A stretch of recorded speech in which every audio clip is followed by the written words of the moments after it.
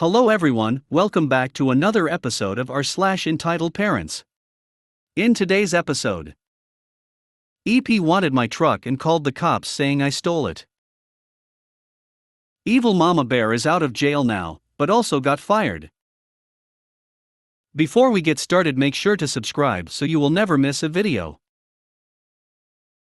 So let's get started. EP wanted my truck and called the cops saying I stole it. This happened a few years ago, and I'm on mobile, so please excuse formatting. I moved northwest from the Bible Belt of the South 3 years ago, and my truck is a 01-foot GMC Southern Comfort. This truck originally belonged to my father, but when he passed he left it to me. I, 27F, had to fix many issues with it, from lifter tick, front rack leaking, exhaust fell off, and even the broken fuel pump. I fixed it up the way he wanted and took a nice road trip getting it up here. I moved to an area with an influx of individuals from California, and the Karen is one of the few that are nuts. She complained to the front desk of the apartment complex for anything and everything. She once yelled at random people in the parking lot because she wanted an eco-friendly environment and demanded we all sell our gas vehicles for Teslas. When we said we can't afford them, she screamed at more people about how she could afford hers.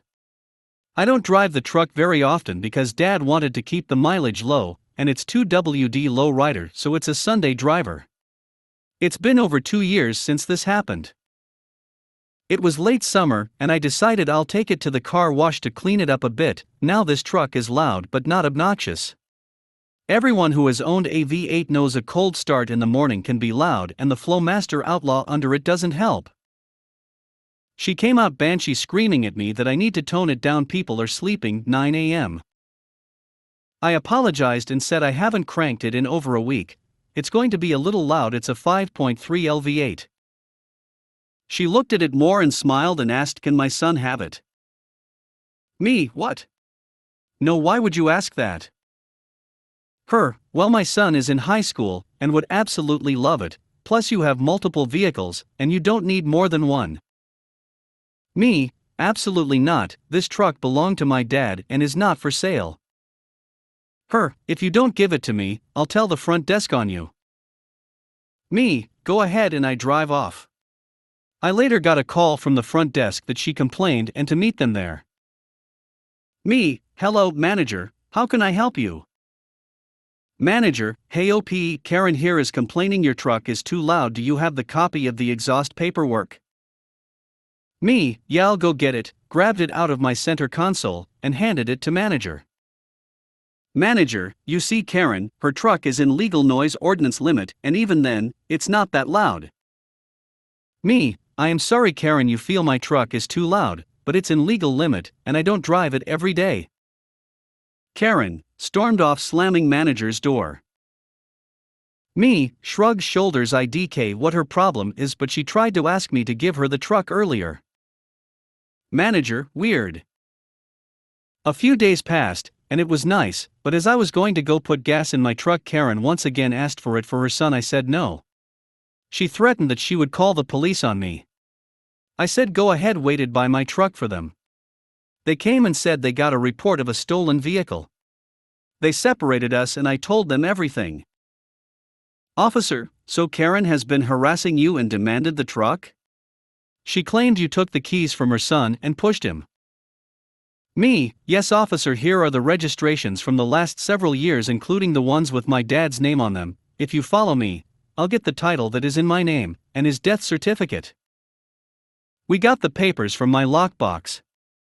Officers reviewed them together and told Karen, ma'am, filing a false report is serious. Karen, but she stole my son's truck. Officer, no, you falsely called us and harassed her. Karen shoved the officers trying to run between them and was arrested for assaulting a police officer. Karen was evicted for throwing rocks at gas trucks in the parking lot a few months later and encouraging her 2 teen sons to jump in the beds of the trucks. She claimed they were free-range kids, yes, like chickens, and thus were above the law. She also screamed at a Muslim couple and left a bag of dog poop on their door. Yeah, she wasn't very pleasant as a neighbor. Thanks for reading my entitled parent Karen experience. Evil Mama Bear is out of jail now, but also got fired. Well, here's an update to the situation that I guess it was bound to happen. After my mother's recent arrest for her attempted attack on my sister when she found out where she and FBIL were living was the final straw for her workplace. I don't know exactly what went down as I wasn't very involved other than a phone call. My mother spent at least 4 days stubbornly sitting in jail and finally bailed herself out on Monday when no one came to her rescue. Apparently she was expecting my sister to come running to her aid and apologizing. And that notion has now been shattered when literally no one came to see her. She went on her FB and directly stated that she hopes I'm proud of myself, because I've taken her baby girl away from her. And that she hopes I burn in hell for making her little princess no longer love her anymore.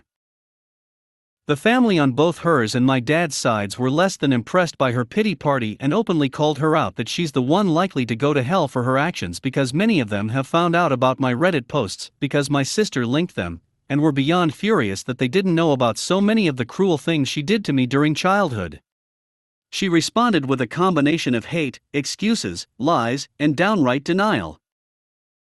But my sister joined in and not only confirmed that every one of my stories that I've posted is completely true, but also pointed out how our mother seemed to blame me for everything. Evil Mama Bear did not take that well. But even she couldn't keep playing the blame game with most of the family calling her out. Collectively they've all told her to shove it because she's an abuser, and not to bother coming to visit ever again, because she's no longer family to any of them as far as they're concerned.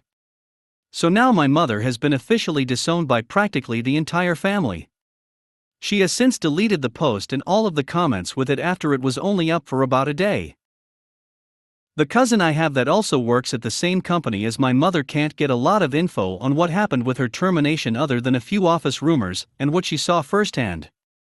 But the gist of it all was that someone, not me, called her HR department and told them about everything that my mother had done in the past few months. Apparently my mother was already on thin ice with the company for some time. And the news of her recent arrest had HR take a little closer look at her, or something like that. And somehow they found the video of her attacking my sister on my social media. My guess is that whoever informed them also sent them the video. They called me at home and asked if it was all true. And I confirmed it. But that's pretty much all I did. I guess they really didn't like all the racist things my mother said and did. So she got the axe pretty quickly. While my mother is good at what she did for the company, being outed as a racist and an abuser would get most people separated from their job pretty fast. I certainly wouldn't keep anyone like that under my employ. My father didn't either, as he once fired a man for beating his wife and son some years ago. My cousin said Evil Mama Bear had a serious scowl on her face as she silently cleaned out her desk, did the walk of shame, and then flipped the bird at the building after going out the door. I guess now the Airbnb is all she has left for income. Because I doubt anyone in town would hire her at this point.